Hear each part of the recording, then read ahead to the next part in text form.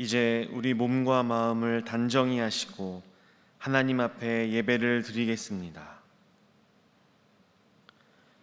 하나님은 영이시니 예배하는 자가 영과 진리로 예배할지니라.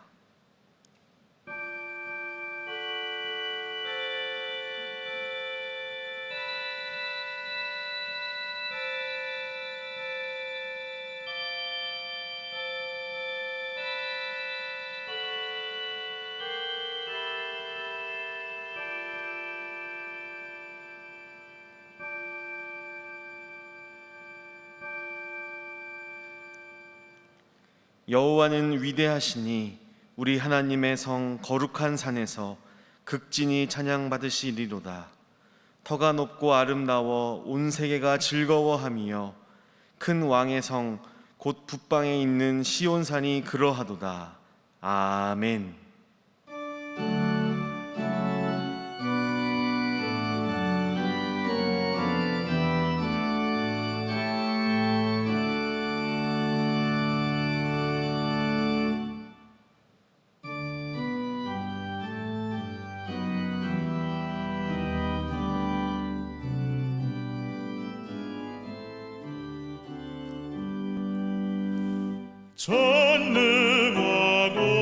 전능하고셔서 주 이름 찬송케 하옵소서. 영광과 권능의 성부여 오셔서 우리를 다스려 주옵소서. 강생한 성자여 오셔서 기도를 드리소서. 택하신 백성들 복내려 주시고 거룩한 마음을 주옵소서. 위로의 조성령 오셔서 큰 증거 주옵소서. 전능한 조시여 각 사람 맘에서 떠나지 마시고 계십소서.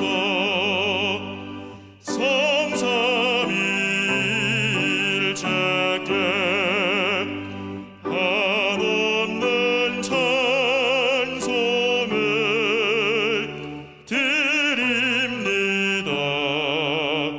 존귀한 주님을 영광 존귀 없고 영원히 모시게 하옵소서.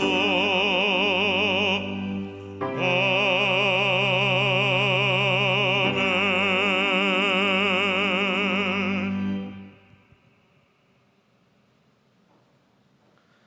하나님이여 나를 판단하시되 경건하지 아니한 나라에 대하여 내 송사를 변호하시며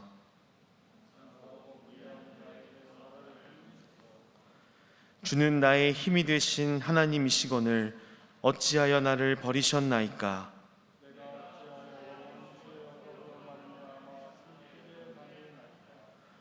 주의 빛과 주의 진리를 보내시어 나를 인도하시고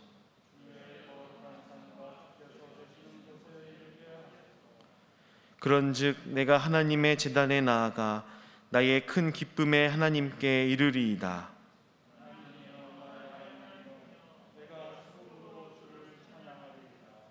내 영혼아 내가 어찌하여 낙심하며 어찌하여 내 속에서 불안해하는가.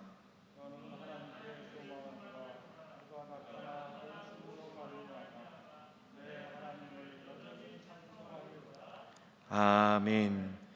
나는 전능하신 아버지 하나님 천지의 창조주를 믿습니다. 나는 그의 유일하신 아들 우리 주 예수 그리스도를 믿습니다.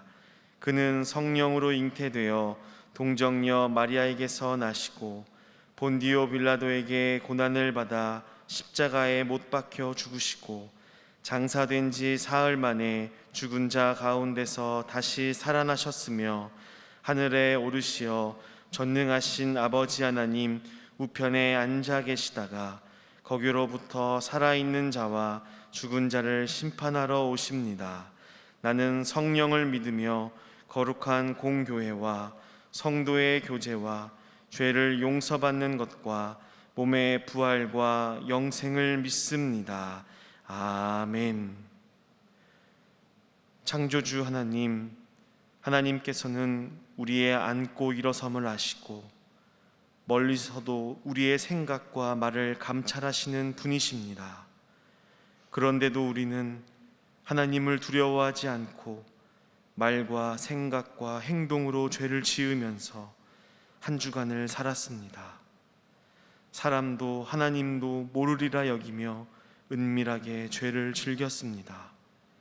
예배를 드릴 때만 습관적으로 회개하고 세상으로 나가 살면서 또다시 같은 죄를 반복하였습니다. 주여, 우리의 연약함을 긍휼히 여겨주셔서 용서하여 주옵소서. 이제 하나님과 나만이 아는 죄를 침묵으로 고백하겠습니다.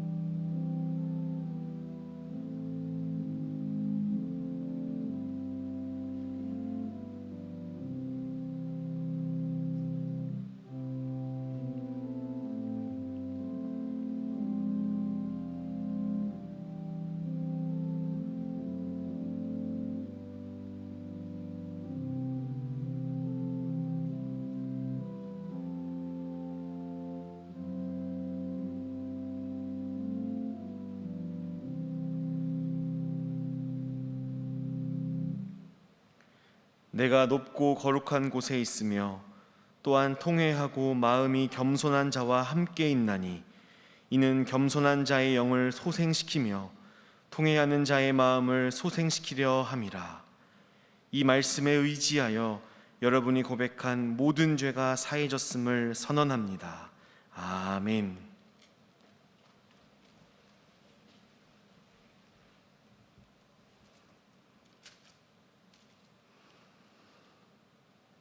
전지전능하시고 사랑과 은혜가 풍성하신 하나님 아버지요, 오늘도 저희들을 사랑해 주셔서 저희들에게 기쁘고 거룩한 주일을 허락하여 주시고 또 코로나19 바이러스가 재확산되는 불안한 사태 속에서도 그나마 각 가정에서 온라인으로 영상 예배를 드리게 하여 주신 은혜 감사를 드리옵나이다. 사랑의 하나님 아버지여, 우리의 예배를 기쁘게 받아 주시옵고 홀로 영광 받아 주시옵소서. 또 저희들을 사랑하사 저희들 지난 한 주간 동안도 하나님의 진리의 말씀과 함께 거룩한 삶, 복된 삶 누리게 하여 주시고 특별히 코로나19가 재확산되는 위기 속에서도 저희들 건강 잃지 않도록 항상 눈동자같이 지켜주시고 보하여 주신 은혜에도 감사를 드리옵나이다. 사랑의 하나님 아버지, 부족하고 연약한 저희들 늘 하나님 말씀대로 순종하며 산다 하면서도 때로는 하나님 뜻대로 하나님 말씀대로 순종하며 살지 못하고 우리의 육신의 정욕과 안목의 정욕과 이생의 자랑으로 살아가며 많은 죄와 허물 가운데 살아왔음을 오늘 참회의 기도를 통해 저희들 고백했습니다. 하나님 아버지요, 저희들을 불쌍히 여겨 주시옵고 긍휼을 베풀어 주셔서 우리의 모든 죄를 우리 주님의 십자가의 보혈로 깨끗이 씻어 주시옵소서. 또 오늘 목사님을 통해 들려주시는 하나님의 귀한 말씀을 통해 저희들 성령 충만함을 더하여 주시옵고 굳건한 믿음 가운데 세워주셔서 저희도 우리 예수님의 발자취를 따라가는 거룩한 삶 살게 하여 주시고 이 세상의 빛과 소금의 역할을 잘 감당케 하여 주시옵소서. 또 항상 우리 예수님을 사모하는 마음 가지고 우리 예수님을 자랑하며 예수님의 복음을 땅 끝까지 전하며 증거하는 증인의 삶 살게 하여 주시옵소서. 역사의 주관자 되시는 하나님 아버지, 이 나라를 위해 기도합니다. 우리나라가 정치적으로나 경제적으로나 또 사회적으로 많은 어려움과 힘든 가운데 있습니다. 경제 불안과 정치적 갈등으로 정부 정책에 대한 불신의 벽이 높아만 가고 특별히 코로나19 사태가 재확산되어 시장 경제가 무너지고 국민들이 많은 어려움과 근심 걱정 속에 있습니다. 하나님 아버지, 이 나라의 백성들을 불쌍히 여겨주시고 긍휼을 베풀어 주셔서 우리나라가 하루속히 소통과 화합과 안정 가운데 회복되게 하여 주시고 우리의 어리석음과 교만함을 용서하여 주시옵소서. 또 이 총체적 난국을 저희들 자복하며 회개 기도케 하여 주셔서 하루속히 이 땅 위에 코로나19가 소멸 종식되게 하여 주시고 우리의 예배가 회복되게 하여 주시옵소서. 사랑의 하나님 아버지, 또 우리 신일교회를 사랑해 주시고 우리 신일교회가 하나님의 진리의 말씀을 바로 믿고 삶으로 복음을 전하는 행복한 교회로 풍성장할 수 있도록 역사하여 주시옵소서. 또 오늘 각 가정에서 예배드리는 우리 모든 신일의 성도님들 늘 하나님의 사랑과 은혜가 넘쳐나게 하여 주시고 그 가정 위에도 복을 더하여 주시옵소서. 특별히 저희들 항상 성령 충만으로 말씀과 기도로 깨어나게 하시고 불같은 성령의 바람이 불게 하여 주셔서 저희들 하나님 나라 확장하는 데 크게 쓰임받는 선한 일꾼들 되게 하여 주시옵소서. 또 저희들 하나님 일을 할 때도 좌로나 우로나 치우치지 않게 해주시고 또 오만하고 교만한 자리에 있지 않게 해주시고 항상 낮아지며 겸손한 마음 가지고 하나님을 잘 감당하는 우리 모두가 되게 하여 주시옵소서. 또 오늘 말씀을 전하시는 우리 배요한 유임 목사님 늘 능력의 장중에 붙들어 주시고 영육간의 강건함을 다하여 주시옵소서. 하나님 말씀을 대언하실 때 성령의 두루마를 입혀주시고 전하시는 말씀 위에도 권능의 권능으로 역사하여 주셔서 저희들 그 말씀을 통해 우리 하나님의 심오한 뜻을 깨닫는 은혜의 시간이 되게 해주시고 우리의 영을 새롭게 하여 주시옵소서. 또 오늘 특별 찬양으로 영광 돌리는 호산나 찬양대의 찬양을 기쁘게 흠양하여 주시옵고 또 이 영상 예배를 준비하는 모든 수고하는 손길 위에도 하나님 은혜를 부어 주시옵소서.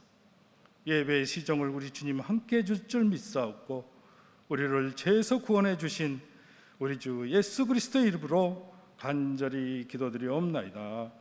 아멘.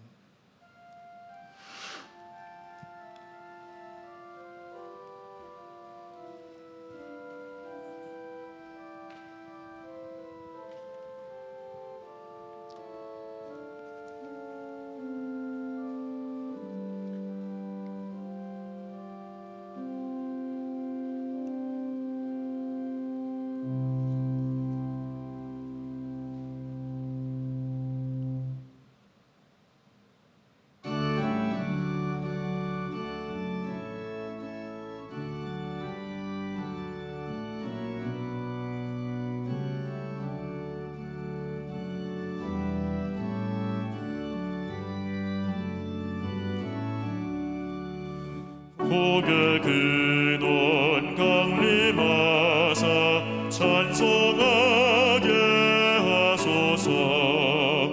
한량없이 자비하심 증량할 길 없도다.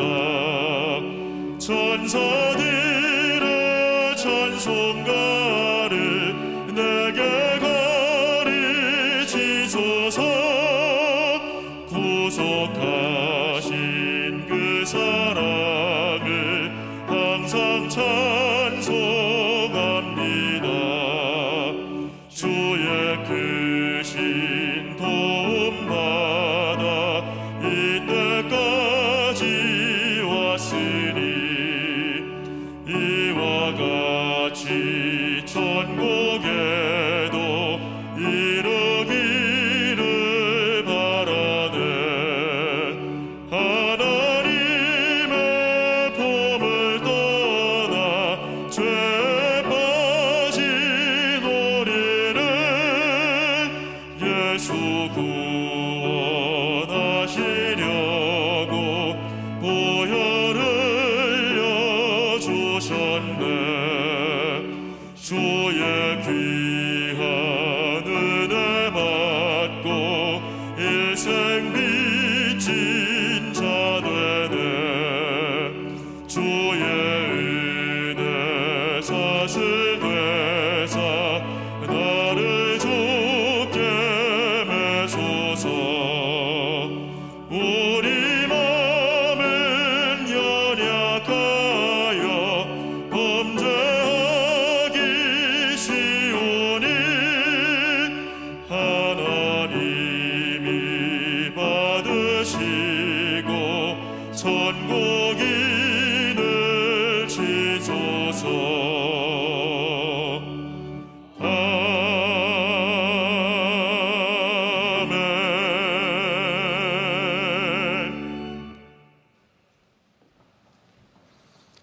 네, 오늘 귀한 주일을 맞이해서 각 가정에서 영상으로 예배를 드리시는 우리 사랑하는 신일의 모든 성도들에게 하나님의 크신 은혜가 함께 하시기를 주님 이름으로 축복합니다. 자, 각 가정에서도 우리 함께 인사하겠습니다. 바로 믿고 행복한 우리 모두 다 같이 아멘 할렐루야. 네, 여러분 교회에서 여러분 예배당에서 예배를 드리면서 함께 인사를 드려야 되는데 이럴 수밖에 없는 현실이 참 마음이 아프고 또 여러분들이 많이 뵙고 싶고 그립습니다. 여러분들 생각날 때마다 저희 목회자들이 기도하겠습니다. 여러분 영육간에 강건하시기 바랍니다. 교회 소식 전해드리겠습니다. 주보 참조하시기 바랍니다. 지금 홈페이지로 함께 하셔도 되고요. 유튜브 신일교회 약수동 검색하셔서 주일 예배 그리고 청년부 예배까지 그리고 새벽 기도회도 홈페이지와 유튜브에서 온라인으로 진행이 되겠습니다. 그리고 각 교구에 긴급한 기도 제목이나 특별한 신방 사항이 있으시면 늘 교구 목사님들께 알려주시면 또 기도하고 함께 하도록 하겠습니다. 세 번째 광고입니다. 수해, 집중호우로 피해를 입은 많은 우리의 이웃들이 있습니다. 여러분들에게 이분들을 위한 특별 헌금에 대해서 광고를 했는데요. 총 646만 8천 원을 헌금으로 여러분들께서 함께 해주셨습니다. 화면 잠시만 보시죠. 이번에 수해로 피해를 입은 지역이 워낙 많은데 특히 전라남도 구례 지역에 많은 이재민이 생겼고 교회가 많은 어려움을 당했습니다. 그래서 그 교회 상황들이 너무 어려워서 구례 지역에 있는 새 교회 주보에도 뒷면에 하단에 광고가 있습니다. 저 교회들을 돕는데 우리가 헌금을 보내도록 하겠습니다. 여러분들 수해로 또 태풍으로 코로나로 어렵고 힘들어하는 우리 이웃들을 위해서 이 기회를 통해서 더 열심히 기도하시는 여러분들이 되시기 바랍니다. 다음 세대 광고입니다. 교육부 주일 예배도 각 가정에서 영상으로 계속되고 있습니다. 여러분 자녀들이 신앙생활 잘할 수 있도록 도와주시기 바랍니다. 지금 여호수아서 설교를 계속 진행하고 있습니다. 주보에 보시면 뒷면에 전체 일정이 나와 있으니 참조하시고 우리 교회 홈페이지 보시면 설교 자료가 항상 팝업 창에 띄워져 있습니다. 클릭해서 들어가셔서 설교 자료도 이용하시기 바랍니다. 다른 모든 광고 사항은 주보를 참조하시면 되겠습니다. 이제 하나님의 말씀 성경을 읽겠습니다. 오늘 이 예배를 위해서 하나님께서 우리에게 주시는 말씀은 구약 성경 여호수아서 9장 3절부터 6절 그리고 14절 15절 말씀입니다. 여호수아 9장 3절부터 6절까지 14절 15절 말씀을 제가 받들어 읽겠습니다.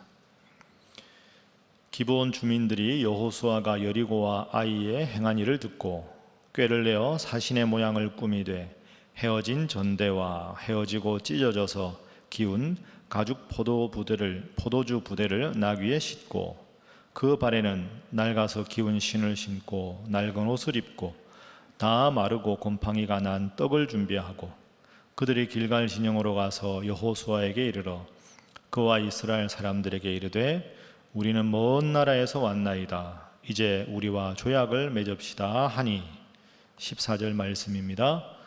무리가 그들의 양식을 취하고는 어떻게 할지를 여호와께 묻지 아니하고 여호수아가 곧 그들과 화친하여 그들을 살리리라는 조약을 맺고 회중 족장들이 그들에게 맹세하였더라. 아멘.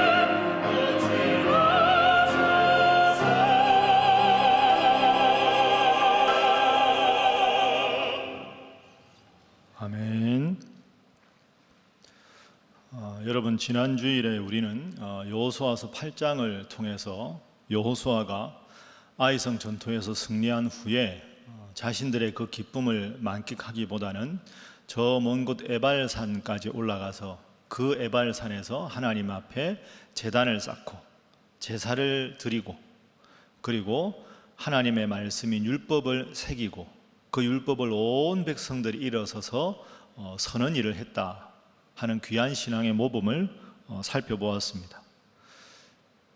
이런 하나님 중심의 신앙, 몸은 피곤하고 힘들지만 하나님 앞에 제사를 드리고 하나님의 말씀을 듣는 일을 소중하게 여긴 것, 참 아름답고 귀한 모범입니다. 그런데 여러분, 또 한편 생각해 보면 여기에 우리의 고민이 있습니다.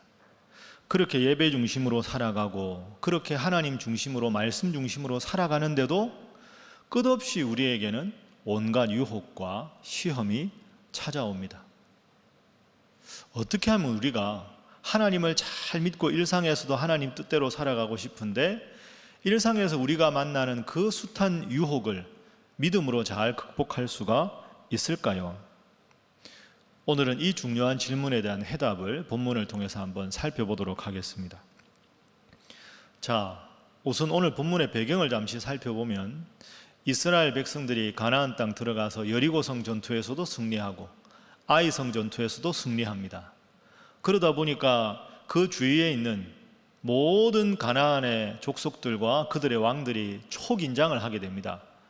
이스라엘이 여리고성을 함락시켰다니, 아이성을 함락시켰다니 큰일 났다.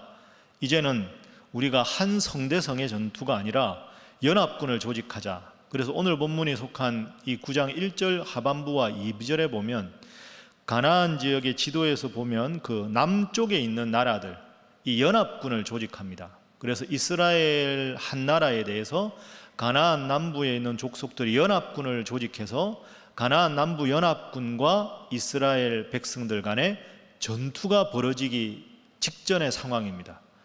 흔히 우리가 하는 말로 일촉즉발의 위기 상황이죠. 이스라엘이 얼마나 긴장했을까요? 가나안의 남부는 연합군을 구성했기 때문에 병력의 숫자가 엄청나게 많은데 이스라엘 백성들은 자신들밖에 없지 않습니까? 여리고성, 아이성과 전투하는 것과는 비교되지 않는 큰 전투를 앞두고 있습니다. 그런데 이런 엄청나게 큰 압박감 속에 전투를 준비하는 이스라엘 백성들에게 뜻밖의 일이 벌어집니다. 그 뜻밖의 일이 오늘 본문의 3절 말씀입니다. 자, 3절 말씀에 보면 기브온 주민들이 여호수아가 여리고와 아이에 행한 일을 듣고 이렇게 시작합니다. 이 기브온이라는 성이 가나안 남부의 상당히 큰 성이었는데 그 기브온 성의 지도자들이 여호수아에게 오는 겁니다. 와서 이렇게 제안을 합니다. 우리는 하나님께서 당신들과 지금까지 함께 하시면서 행한 일을 알고 있습니다. 우리는 당신들과 전쟁하지 않겠습니다. 왜? 당신들에게는 하나님이 있으니까. 우리와 평화조약을 맺읍시다. 우리는 당신들의 종이 되겠습니다. 이렇게 말을 하는 겁니다. 여러분, 이스라엘 백성들이 이 말을 듣고 어떤 마음이었을까요? 여하간에 그 뜻밖의 제안에 얼마나 기뻤을까요? 지금까지 이스라엘 백성들은 여호수아와 함께 가나안 땅에 들어가서 오직 전투와 승리만 생각했습니다. 그렇지만 그게 피곤한 일이고 어려운 일이었죠. 그런데 그 지역에 상당히 큰 성인 기브온 성의 대표들이 와서 우리와 평화조약을 맺읍시다. 실로 처음으로 가나안에서 들어보는 평화라는 단어입니다. 마음으로 위로가 되었겠죠. 뜻밖의 소식이 아주 기뻤을 겁니다. 그런데 여기에 문제가 있습니다. 마음 같아서야 금방 평화조약을 맺고 싶지만 그럴 수 없는 심각한 어려움이 하나 있었습니다. 자, 그 어려움이 뭐냐? 하나님께서 이 가나안 족속들 진멸하라 하고 이미 명령하셨기 때문이죠. 좀 구체적으로 찾아볼까요? 자, 신명기 20장 17절 말씀, 그리고 오늘 본문 7절 말씀을 화면으로 한번 비교해 보겠습니다. 자, 신명기 20장 17절 말씀에 보시면 하나님께서 이미 가나안 땅에 들어가기 전에 모세를 통해 말씀하셨습니다. 가나안 땅에 들어가면 헷 족속과 아모리 족속과 가나안 족속과 브리스 족속과 히위 족속과 여부스 족속을 내가 진멸하라. 이것은 하나님의 명령입니다. 붉은색 보십시오. 히위 족속을 진멸하라. 그런데 여호수아 9장 7절에 보면 이스라엘 사람들이 히위 사람에게 이르되, 이 히위 족속에 속해 있는 사람들이 기드온 사람들입니다. 기브온 사람. 그러니까 이 기브온 사람들에게 이르되 너희가 우리 가운데 거주하는 듯하니 우리가 어떻게 너희와 조약을 맺을 수 있으랴. 자, 여러분, 그렇습니다. 정리를 하면 이렇게 됩니다. 하나님은 신명기 27장에서 이미 히위 족속을 만나거든 진멸하라 하고 명령을 내리셨습니다. 그런데 기브온 사람들이 와서 화친을 맺자, 평화조약을 맺자는 건 얼핏 보면 기쁜 소식인 것 같지만 기브온에 사는 사람들이 바로 히위 족속의 일파였습니다. 그럼 여러분, 여호수아와 이스라엘의 지도자들은 어떻게 해야 할까요? 평화조약을 맺어야 하겠습니까? 단호히 그들을 돌려보내야 하겠습니까? 그렇죠. 단호하게 그들을 돌려보냈어야 합니다. 왜? 그들과는 평화조약을 맺을 수 있는 대상이 아닙니다. 하나님께서 진멸하라 하고 명령하신 사람들이기 때문입니다. 그런데 결과적으로 이스라엘은 평화조약을 맺습니다. 이것이 큰 실수입니다. 하나님께서 진멸하라고 하는 족속과 평화조약을 맺었습니다. 그 조약이 하나님의 이름으로 한 맹세이기 때문에 이스라엘은 이후부터 그 어떤 경우에도 기브온 족속들과 전투를 해서도 안 되고 기브온 족속이 어려움에 빠지면 그들을 보호해 줄 책임이 생겼습니다. 결과적으로는 하나님의 진멸하라는 명령을 거역한 게 된 거죠. 자, 15절 말씀 화면 보겠습니다. 여호수아가 곧 그들과 화친하여 평화조약을 맺어서 그들을 살리리라는 조약을 맺고 회중 족장들이 그들에게 맹세하였더라. 하나님의 명령을 거부한 겁니다. 결과적으로. 그런데 그 다음 16절을 한번 보십시오. 16절에 보면 그들과 조약을 맺은 후 사흘이 지나서야 그들이 이웃에서 자기들 중에 거주하는 자들이라 함을 들으니라. 자, 처음에 이 기브온 족속들이 이스라엘 백성들에게 평화조약을 맺으러 왔을 때는 거짓으로 왔습니다. 우리가 아까 3절부터 5절 6절 말씀 읽은 대로 우리들은 먼 나라에서 왔습니다. 그걸 꾸며내기 위해서 아주 해진 신발에 해진 옷을 입고 아주 부패된 음식을 들고 와서 우리는 먼 나라에서 왔습니다. 먼 나라에서 하나님께서 여러분과 함께 왔다는 소식을 듣고 왔으니 우리와 평화조약을 맺읍시다. 그래서 먼 나라에 온 것인 줄 알고 평화조약을 맺었는데 조약을 맺고 나서 보니 사흘 길 가니까 바로 기브온 도시가 눈앞에 딱 버티고 있더라는 거죠. 아차, 속았구나. 먼 나라에서 온 사람들이 아니구나 하고 속았다는 것이 바로 16절입니다. 자, 그러니까 여러분, 이걸 온 백성들이 알고 나니까 이스라엘에 큰 어려움이 생겼습니다. 지금까지는 여리고성 전투나 아이성 전투나 어려운 전투였지만 그래도 하나님 앞에서 온 백성이 지도자들과 한 마음이었는데 이 일로 백성들과 지도자들의 마음에 갈등과 분열이 생겼습니다. 지도자들 당신들은 저 사람들이 먼 나라에서 왔는지 가까운 곳에 왔는지 확인도 안 하고 이런 거짓으로 말하는 사람들의 농간에 놀아나서 조약을 맺었단 말입니까? 당신들이 무슨 지도자야? 이렇게 말하면서 지도자들에 대한 신뢰가 바닥에 떨어져 버리게 된 것이지요. 그것이 18절 말씀입니다.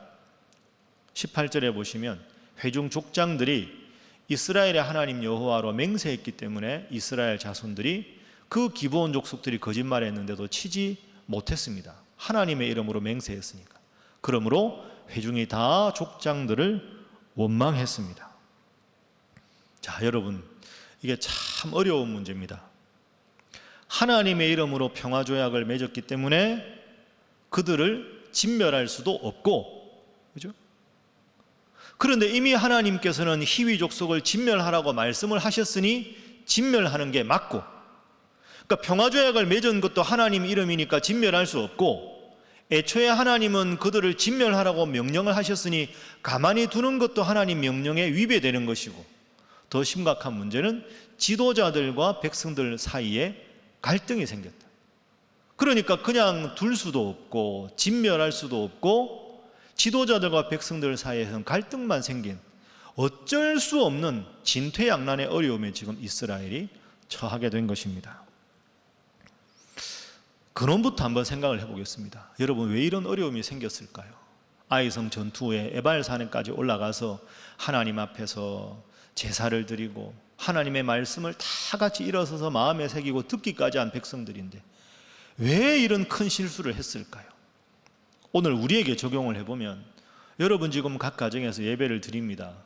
이렇게 예배를 드리고 그렇지, 하나님 뜻대로 살아야지, 매일 말씀대로 살아야지 하고 우리는 결심을 하지만 이 세상 속에서 유혹이 우리를 엄습할 때면 늘 그 유혹에 빠져서 하나님의 백성답게 살아가지 못하는 오늘 본문의 이스라엘 백성들과 같은 모습이 참 많습니다.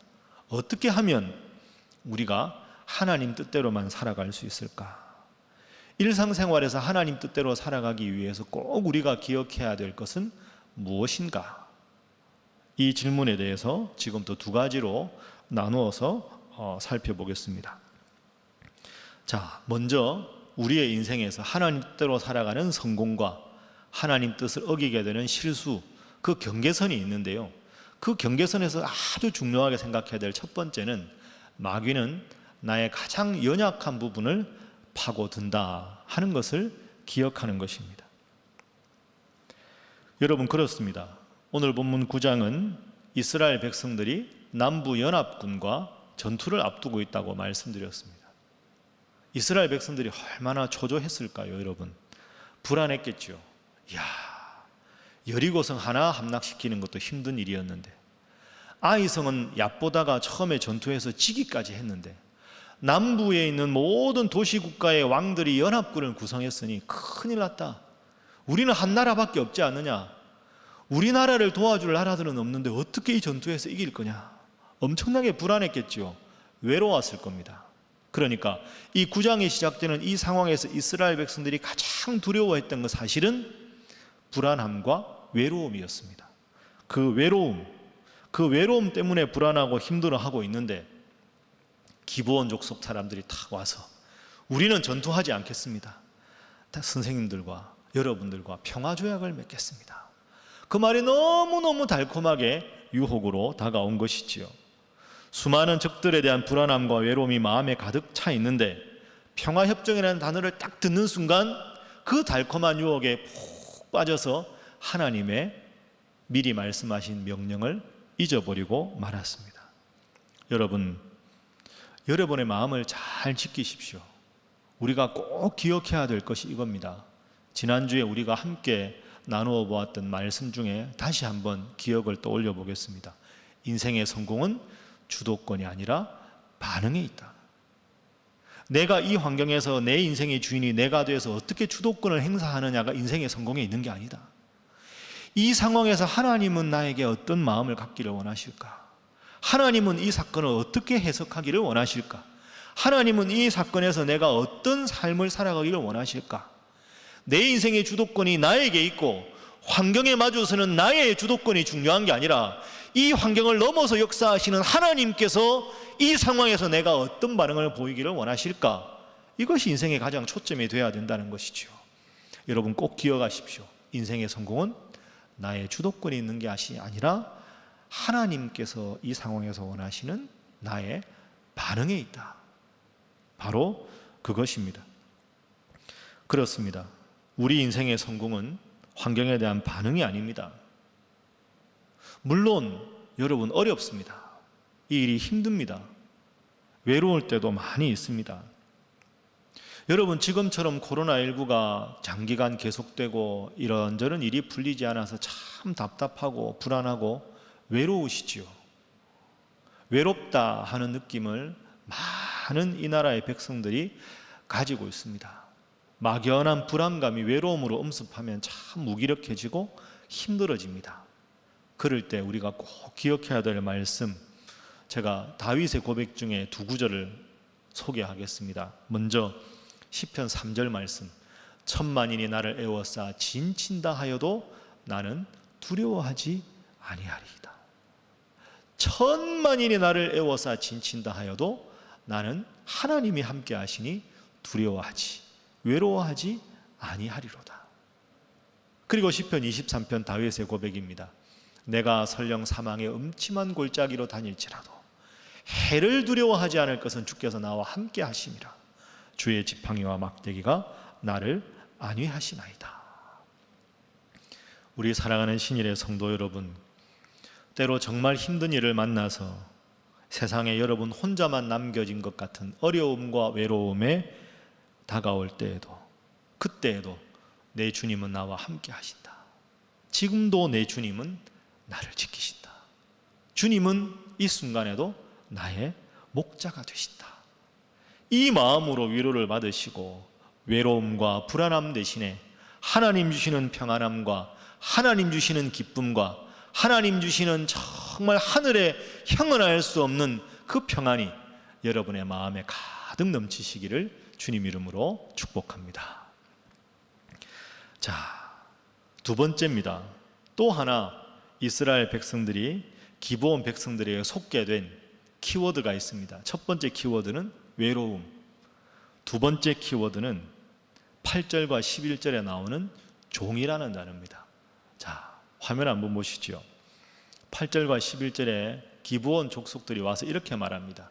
우리는 당신의 종들이니이다. 11절에도 보면 우리는 당신들의 종들입니다. 여러분 아시지요? 이스라엘 백성들은 가나안 땅으로 들어오기 전에 애굽에서 무려 430년 동안 종살이를 했습니다. 노예 생활을. 말이 430년이죠. 얼마나 긴 세월입니까? 그 430년 동안 애굽 사람들의 종노릇을 하면서 애굽 사람들이 얼마나 부러웠을까요? 물론 지금 여호수아와 함께한 출애굽 2세대들은 광야에서 태어났기 때문에 애굽의 종살이를 직접 경험하지 않았습니다. 그러나 그들의 아버지, 어머니, 할아버지, 할머니를 통해서 그 종살이가 얼마나 힘들고 얼마나 서러운 것인지 뼈속 깊이 새겨진 사람들이 이 종살이한 1세대들의 후손들입니다. 그러니까 제일 이 사람들이 힘들어하는 단어는 종이라는 단어, 종이라는 단어는 평생 마음대로 아무것도 할 수 없고 뼈 빠지게 일하다가 죽을 수밖에 없는 가장 슬픈 운명을 상징하는 종입니다. 430년 동안 종노릇을 했는데 기브온 사람들이 와서 넙죽 엎드리면서 우리는 당신들의 종입니다. 여러분, 이 종이라는 단어를 들었을 때 얼마나 기뻤을까요? 지금까지는 430년 동안 애굽 사람들의 종노릇을 했는데 먼 나라에서 생면부지의 사람들이 와서 이제는 우리가 당신들의 종노릇을 하겠습니다. 이 종이라는 단어를 듣는 순간 모든 것이 다 마비가 돼버린 겁니다. 그래, 이제 우리도 좀 편하게 살아보자. 이제 우리도 좀 편하게 좀 즐겨보자. 저들이 우리의 종노릇을 한다니 우리도 이제 힘든 일 좀 그만하고 살아보자. 이 마음이 들었겠지요. 그래서 앞뒤 생각하지도 못하고 그냥 덜컥 평화조약을 맺어버린 겁니다. 그렇습니다, 여러분. 잘 생각하십시오. 마귀는 아주 교묘하고 아주 예리하게 우리를 공격합니다. 지금 여호수아 9장을 우리가 바라보지만 이 상황에서 가장 이스라엘 백성들이 힘들어했던 키워드 두 가지입니다. 우리는 외롭다. 저들과 어떻게 연합군과 전투해서 이긴단 말인가. 우리는 너무 힘들다. 누가 우리를 좀 대접해주고 위로해줬으면 좋겠다. 외로움과 종, 이 두 가지 키워드를 딱 잡아서 이스라엘 백성들의 가장 영적인 약한 부분, 가장 영적인 약한 그 아킬레스건을 집중적으로 공격하고 있는 겁니다. 그랬더니 에발산에서 온 백성들이 올라가서 하나님 앞에 그렇게 제사 지내고 말씀을 듣기로 다짐했지만 그 다짐 없이 여지없이 허물어져 버리는 안타까운 지경에 이르게 된 것이지요. 여러분은 어떻습니까? 여러분 한번 이 말씀을 들으면서 생각해 보십시오. 여러분이 마귀에게 당하는 가장 치명적인 약점이 무엇입니까? 하나님 앞에서 정말 바로 서고 싶지만 다 그 지점만 가면 너무너무 내가 힘들어하는 가장 영적인 허약한 포인트, 그 점을 마귀는 공격합니다. 어떻게 하면 우리가 이길 수 있을까요? 잘 방어해야 하겠지요. 온전하게 계속해서 끊임없이 그 연약한 부분을 하나님께 내어놓고 기도하고 말씀으로 무장하고 예배를 통해서 결단해야 합니다. 하나님 말씀으로 그 약한 부분을 강하게 채우는 것, 그것이 우리가 할 일입니다. 지금처럼 어렵고 힘든 시기를 겪어가고 있을 때 오늘 말씀 통해서 나의 약점이 무엇인가 다시 한번 생각하시고 말씀으로, 기도로, 예배로 충분히 그 약점을 잘 보완해 나가시는 우리 사랑하는 신일의 모든 성도들이 다 되시기를 주님 이름으로 축복합니다. 자, 이제 크게 두 번째로 성공과 실수의 경계선 두 번째, 이스라엘 백성들이 잘못한 근본적인 이유입니다. 그것은 여호와께 묻지 아니하고 라고 하는 14절이 우리에게 중요한 교훈을 줍니다. 자, 지치고 외로웠던 이스라엘 백성들에게, 지도자들에게 종이 되겠다, 이 기브온 거민들의 제안이 너무너무 달콤했습니다. 그래서 이스라엘 지도자들의 반응을 보십시오. 14절 15절 우리가 다시 한번 화면 봅니다. 무리가 그들의 양식을 취하고는 어떻게 할지를 여호와께 묻지 아니하고 여호수아가 곧 그들과 화친하여 그들을 살리리라는 조약을 맺고 회중 족장들이 그들에게 맹세하였더라. 여러분, 여호수아가 누굽니까? 이스라엘의 지도자가 누굽니까? 그렇게 하나님을 잘 섬기던 지도자들과 여호수아였는데 하나님 앞에 묻지 않습니다. 외로운데, 대접받고 싶은데 그 두 가지를 딱 공략을 당하니까 늘 하나님 앞에 물었던 여호수아도 묻지 않고 좋아! 평화조약을 체결하자! 내가 그들을 지켜주마! 그 자리에서 호언장담하고 바로 맹세를 해버립니다. 참 훌륭한 믿음이었는데 이 어려운 상황에 여지없이 그 믿음이 깨뜨려집니다. 여러분, 두 가지를 꼭 구분해야 합니다. 상황에 압도당한 나약한 믿음, 상황을 압도하는 하나님 중심의 믿음. 여러분은 이 두 가지 중에 어떤 믿음을 소유하고 있습니까? 어려운 상황이라고 해서 상황에 압도당하는 나약한 믿음, 오늘 본문의 지도자들은 그런 모습을 보였습니다. 그러나 하나님 원하시는 것은 상황을 압도하는 하나님 중심의 믿음입니다. 여기에 결정적인 문제가 있습니다. 여호와께 묻지 아니하였다. 여러분, 이게 참 영적으로 신앙생활할 때 어려운 점이지요. 사실은 이스라엘의 지도자들이 하나님 원래 잘 믿었던 사람들입니다.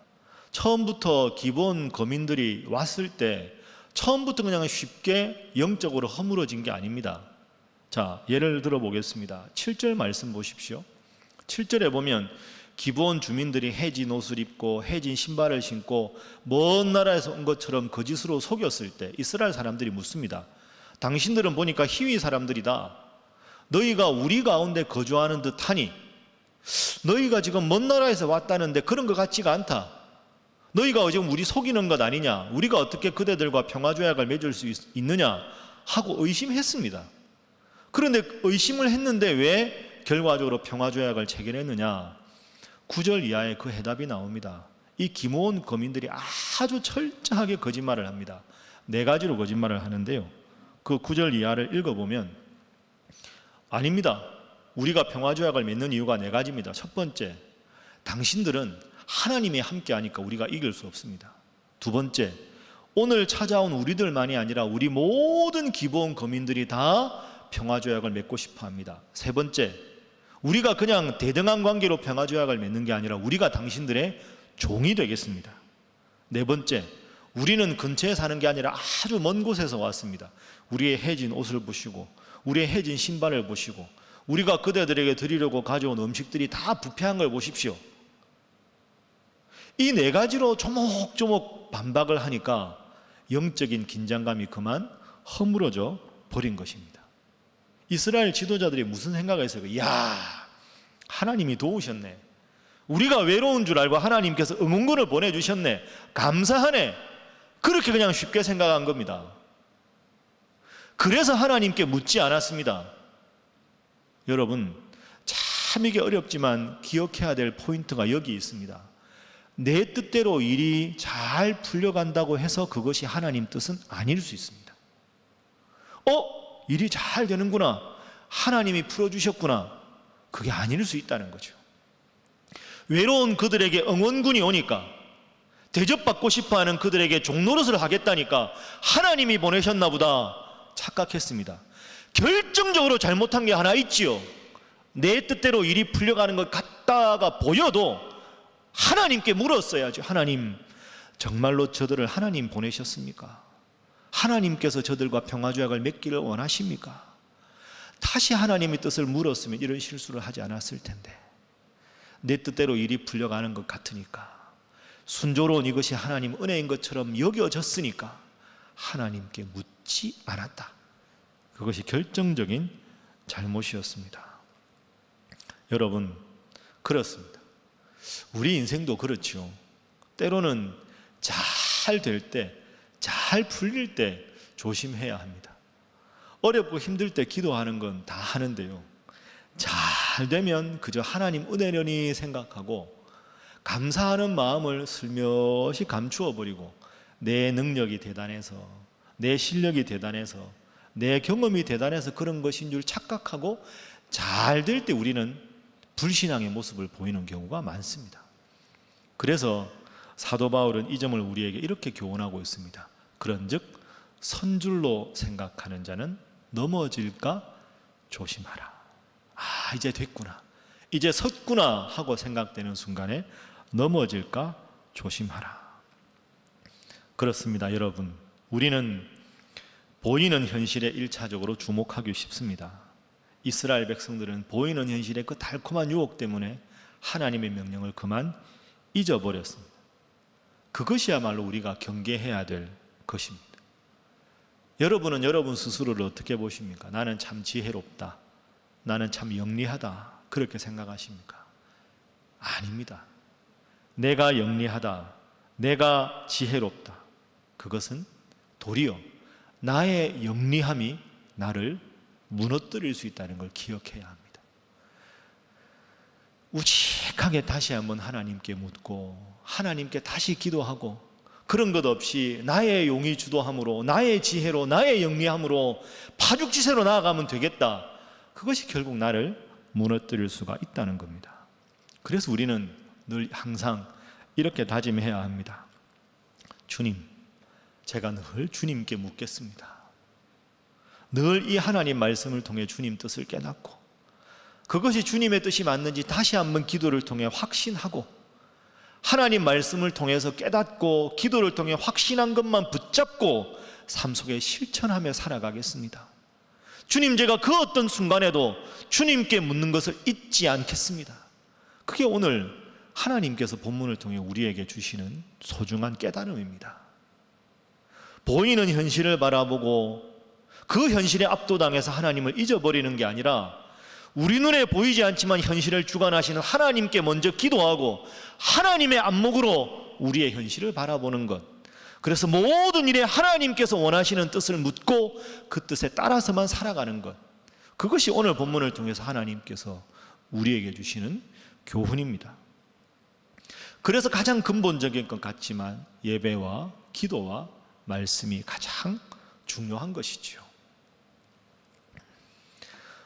여러분, 그 화면 한번 보시죠. 수영 금지, swim at your own risk. 제가 두 가지를 한번 단어를 표현해 봤습니다. 저게 우리 공동체와 그 질서를 중요하는 우리나라 문화하고 미국의 문화를 아주 단적으로 보여주는 예입니다. 간단하게 제가 설명을 한번 해보겠습니다. 여러분, 우리가 해수욕장 같은데 여름에 가면 이렇게 수영할 수 있는 곳을 표현을 해놓고, 수영하면 안 되는 좀 깊은 곳, 파도가 심한 곳은 이렇게 수영 금지, 여기 가지 마시오 하고 편말을 붙여 놓습니다. 그럼 우리나라 사람들이 보통 수영하다가 저기는 가면 안 된다 하고 안 가지요. 그러니까 공공의 질서에 먼저 순종하는 것이 우리나라의 문화입니다. 그게 지금 코로나19에 대한 이른바 K방역으로도 드러나는 것이지요. 국가 공권력에서 지금 2.5단계 유지해 주십시오, 지금은 이렇게 해 주십시오, 외출을 자제해 주십시오, 이런저런 방역에 대한 국가의 지침이 내려오면 다소 내가 희생을 하고 손해를 보더라도 일단은 그것에 순종하고자 하는 공동체 의식이 강한 것이 우리나라의 문화입니다. 그래서 우리 교회도 자발적으로 선제적으로 이 코로나19 상황에서 엄격하게 통제하고 여러분들도 지금 방역 질서에 잘 따라주고 있습니다. 그래서 몇 번의 위기가 있었지만 그나마 이 정도로 방역이 잘 유지되고 확진자가 더 많이 생기지가 않게 된 것이죠. 공권력이나 공권력의 질서를 먼저 존중하고 순종하는 것이 우리나라 문화입니다. 그런데 미국의 문화는 그것과 많이 다릅니다. 아까 제가 소개한 단어 Swim at your own risk, 저건 우리나라 같으면 수영장의 깊은 물 안에 앞에 수영 금지, 근데 영어로는 수영 금지라는 말을 꼭 저렇게 씁니다. 그대로 번역하면 당신이 위험을 감수하려거든 수영하라 이 말이죠. 그러니까 이 지점 바깥은 수영하기 위험하니까 안 하는 게 좋다 하는 것까지가 그 수영장 관리하는 쪽에서 하는 말입니다. 지자체나. 그런데 이거 넘어가서 수영하려거든 해라. 그건 우리가 책임지지 않는다. 그건 your own risk. 당신이 그 위험을 감당하려면 수영해라. 이건 사실은 여러분 잘 보면 하지 말라는 권유사항에 대해서 하고 안 하고의 선택권은 개인에게 더 강한 겁니다. 그래서 미국의 문화가 개인주의 문화지요. 우리는 분명히 통보 노티스를 했으니까 이 지점에서 더 나가서 수영하는 건 당신 책임져라. 그러다가 사고 나면 우리는 모른다. 이것이 저변에 깔려 있는 겁니다. 이것이 이번에 방역에서도 그대로 드러난 거죠. 여러분 미국이 세계 최고 강대국 아닙니까? 그런데 현재 전 세계에서 확진자가 제일 많고 사망자가 제일 많은 나라가 미국입니다. 이 역사를 어떻게 설명할 수 있을까요? 초기부터 미국에서 마스크를 하시라, 방역 체계를 이렇게 지켜주셔라, 공권력에서 많은 제안을 했지만 미국의 문화는 공권력에서 제안하는 것까지가 공권력이 할 일이고 그것에 대해서 선택권은 개인에게 있는 겁니다. 마스크를 착용하는 게 좋다. 그러나 궁극적으로 착용하고 안 하는 건 내 자유인 거죠. 내가 마스크 하고 싶으면 하고 내가 하기 싫으면 안 하는 겁니다. 우리하고는 문화가 다릅니다. 그러다 보니까 그 의학이 발달하고 의료기술이 발달한 미국에서 이렇게 많은 확진자와 사망자가 생겨난 것이지요. 여러분 저는 이런 문화적인 차이를 영적으로 그대로 적용할 수 있다고 생각합니다. 우리가 모르는 길을 갈 때는 항상 내비게이션을 켭니다. 내비게이션을 딱 조작하면 목적지가 지도로 나오죠. 그런데 그 지점에서 내비게이션을 보고 따라가는 것도 운전자가 할 일이고요. 내비게이션을 무시하고 자기 뜻대로 운전하는 것도 운전자가 할 일입니다. 그런데 효율적인 것은, 바람직한 것은 모르는 길을 갈 때는 내 직감보다는 내비게이션을 믿고 가는 게 더 바른 길입니다. 여러분 인생길을 우리가 살아가고 있습니다. 여러분 앞으로 미래가 어떻게 될지 우리는 아무도 모릅니다. 코로나19가 이렇게 전 세계에 유행할지 아무도 몰랐습니다. 지금 9월이 되었는데 이 가을에도 하나님 앞에 우리가 함께 예배드리지 못할지는 우리는 몰랐습니다. 이렇게 계속될지는. 인생이 그런 겁니다. 미래를 누가 예단하고 속단할 수 있습니까? 그렇다면 모르는 길을 걸어갈 때는 내비게이션을 조작해서 그걸 아랑곳하지 않고 가는 것보다 그 내비게이션의 인도함을 따라가는 것이 바람직한 것 아닙니까? 가야 될 길을 가고 가서는 안 될 길을 가서는 안 되는 것이 바람직한 겁니다. 우리의 인생이 바로 이것과 같습니다. 여러분 이 성경이 뭐라고 생각하십니까? 성경은 인생의 내비게이션입니다. 우리는 앞으로 우리의 인생이 어떻게 펼쳐질지, 우리의 역사가 어떻게 펼쳐질지 모릅니다. 그렇다면 우리가 인생을 살아가는 가장 바람직하고 지혜로운 방법은 하나님, 제 인생을 제가 잘 모릅니다. 이 역사가 어떻게 펼쳐갈지 모릅니다. 하나님께서 말씀을 통해 제게 깨우쳐 주십시오. 말씀이 인도하는 그 길을 따라서 기도하면서 그 길을 확신하며 하나님 뜻대로만 살아가겠습니다. 그것이 인생을 잘 살아가는 방법이 아니겠습니까? 사실 여러분들 중에는 담임 목사인 제가 이런 엄정한 시국에 좀 더 시국에 연관된 설교도 하고 정치적으로 명확한 입장을 밝혀주었으면 좋겠다 하는 분들도 계십니다. 그런데 제가 저라고 무슨 정치적인 견해가 없겠습니까마는 이런 엄중한 시국을 놓고 기도할 때마다 하나님께서 이런 가르침을 주셨습니다. 배목사, 무엇이 제일 소중하냐? 너도 신일교회 성도들도 늘 말씀과 함께하고 늘 주일마다 예배를 드리지만 일상 속에서 여호수아와 지도자들과 백성들처럼 현실의 유혹에 빠져서 내 뜻을 무시하고 살아가는 게 너의 연약한 모습이다. 이것이 가장 본질적인 우리가 붙잡아야 될 문제다. 어려울 때일수록, 힘들 때일수록 오직 하나님의 말씀, 하나님 앞에 기도하는 것, 예배하는 것, 이 가장 근본적인 것을 더 집중하는 것이 바른 길이다. 그런 깨달음을 저에게 주셨습니다. 말씀을 정리하겠습니다. 여러분, 믿음 생활은 여러분이 자율로, 여러분이 임의로 선택해서 결정하는 것이 아닙니다. 내가 내 인생의 주인이 되어서 살아가는 것, 미국식 영어 표현대로 하면 Live at your own risk. 내 인생의 주인은 나니까, 내 인생 주인 나니까 내가 위험을 당해도 내가 감수하고 내 뜻대로 살아가겠다. 여러분, 이건 잘못된 겁니다. 앞으로 어떤 일이 어떻게 벌어질지 모르는데 어떻게 내 인생의 주인이 나라고 생각하고 주도권을 갖고 살아가겠습니까? 더 바람직한 방법은 뭐겠습니까? 하나님의 말씀 따라서 하나님께 예배하고 하나님께 기도하고 하나님의 말씀 따라서만 살아가겠습니다. Live only by worship, pray and biblical teaching. 하나님 뜻마다 하나님 뜻 따라서 살아가는 삶을 살겠습니다. 이게 우리 인생을 바람직하게 살아가는 방법이 아니겠습니까?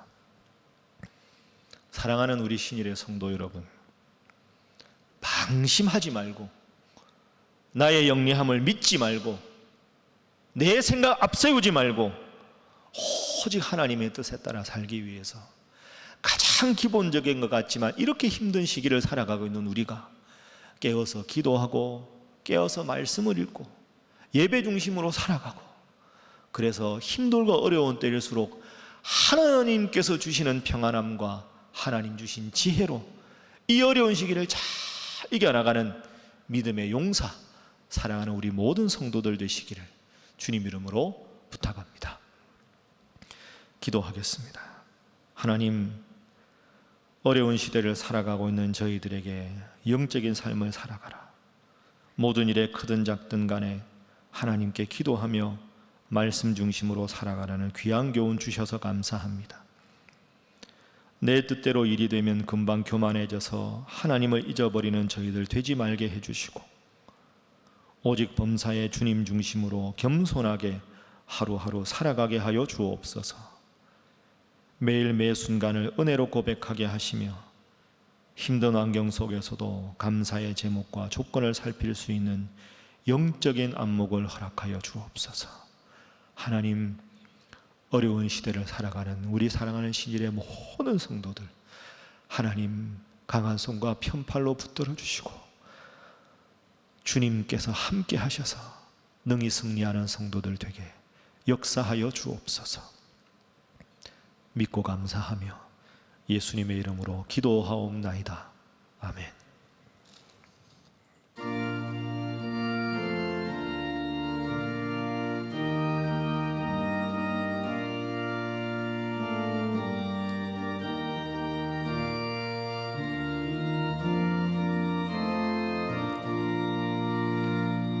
누가 주를 따라 섬기려는가?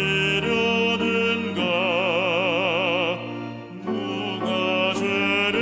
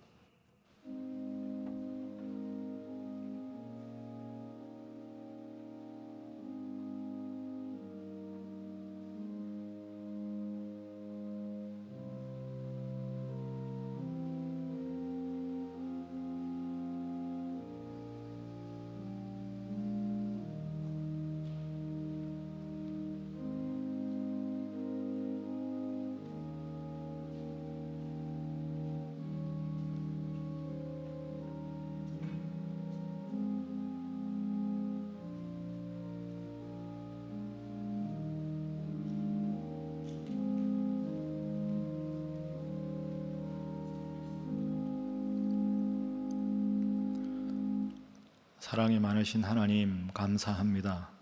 한 주간 동안 이 어려운 상황에서도 저희 성도들을 지켜주시고 오늘도 하나님 앞에서 예배할 수 있는 마음 주셔서 감사합니다.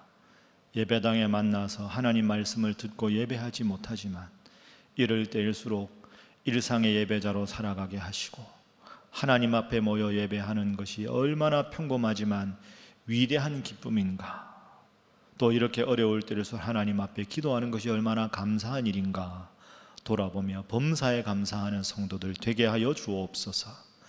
나의 영적인 부족함을 늘 돌아보게 하시고 마귀가 그 유혹을 통하여 우리를 엄습할 때마다 하나님의 말씀으로 기도로 능히 제압하는 영적인 강한 군사가 되도록 인도하여 주옵소서. 오늘도 주님 주신 은혜 감사하여 귀한 예물을 주님 앞에 올려드리는 손길들이 있습니다. 손길 함께 해주시고 하나님께서 하나님 나라의 크고 아름다운 것으로 채우시고 역사하여 주옵소서. 예물이 사용되는 곳마다 하나님의 이름을 위대하게 나타내는 데 사용되도록 인도하여 주옵소서. 하나님, 새롭게 맞이하는 한 주간도 주님께 맡깁니다. 언제 어디서 어떤 환경에 있든지 하나님 앞에 기도하게 하시고 정말로 성공과 실수의 경계선에서 늘 하나님의 안목으로 현실을 해석하여 범사에 하나님께 묻는 우리 사랑하는 성도들 되게 하여 주옵소서. 그리하여 다음 주일 주님 앞에 다시 예배 드릴 때까지 한 주간 오늘 주신 말씀, 나에게 주신 말씀으로 새기고 실천하여 감격과 은혜와 평안으로 거하는 성도들 되게 하여 주옵소서. 감사하며 예수님의 이름으로 축복하고 기도하옵나이다. 아멘. 이제 우리 다 함께 물된 동산 찬양하겠습니다.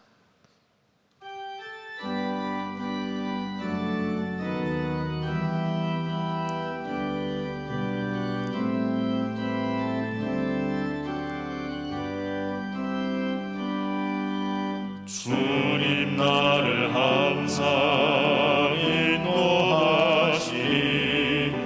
메마른 땅에서도 나를 만족시키니 나는 물든 동산 같겠고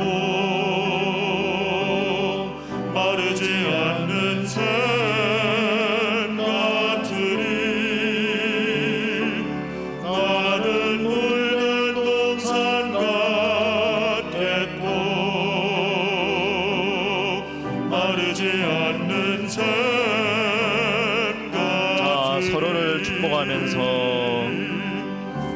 주님 너를 항상 인도하시니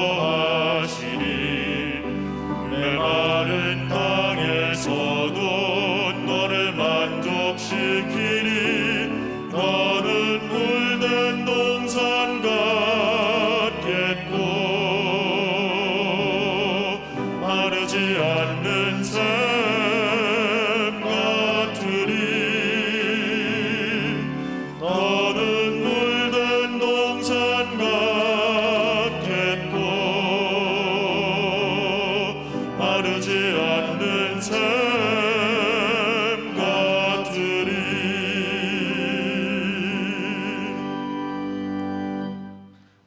이제는 우리 주보에 있는 코로나19에 대한 기도문으로 함께 기도하겠습니다.